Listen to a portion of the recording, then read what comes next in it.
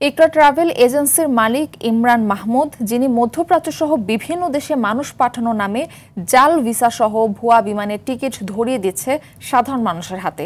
এতে অসহায় সম্বল হারিয়ে পথে বসেছেন পরিবারগুলো। টাকা ফেরত চাইলে উল্টো হুমকির শিকার হয়েছে ভুক্তভোগীরা। পঞ্চগড় প্রতিনিধি মোহাম্মদ হারুনুর রশিদের রিপোর্ট। বিস্তারিত জানাচ্ছেন লামিয়া তানজিন মাহমুদ।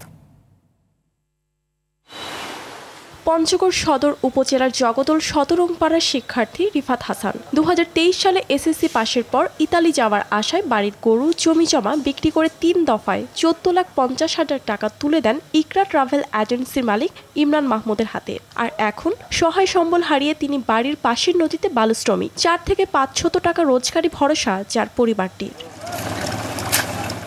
রিফাতের মতোই সদর উপজেলার হোসাইন, হাবিবুর, সুমন এবং লিমনকে ইতালি এবং দুবাই পাঠানোর নামে প্রায় 34 লাখ টাকা হাতিয়ে নিয়েছে ইমরান মাহমুদ। মামলা করেও টাকা ফেরত না পাওয়ায় প্রতিনিয়ত যেতে হচ্ছে থানা আদালতে। কেউ কেউ আবার বাড়িতে থাকতে পারছে না দেনাদারের অত্যাচারে। দুবাইতে যে জাল ভিসা দিয়েছেন এটা প্রমাণ তো আমরা পাই গেলাম, এখন কি করবেন? তখন আরো বললো যে এইবার আপনাদেরকে ইতালি পাঠাবো। 3 ধাপে 14.5 লাখ টাকা দেই। এখন আমার পরিবার একদম নিঃস্ব হয়ে গেছে।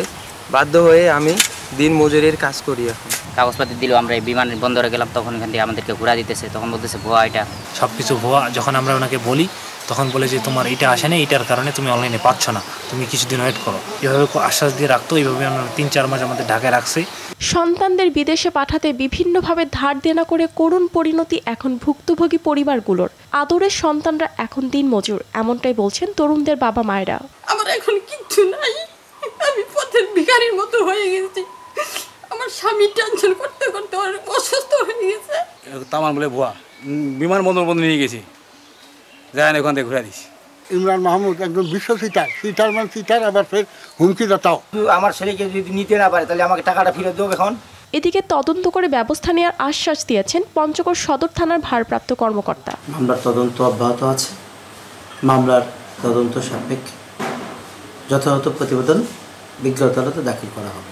ন্যায্য বিচার এবং পাওনা ফিরে পাবে পরিবারগুলো, শাস্তি হবে প্রতারকের, এমনটাই আশা ভুক্তভোগী পরিবারগুলোর।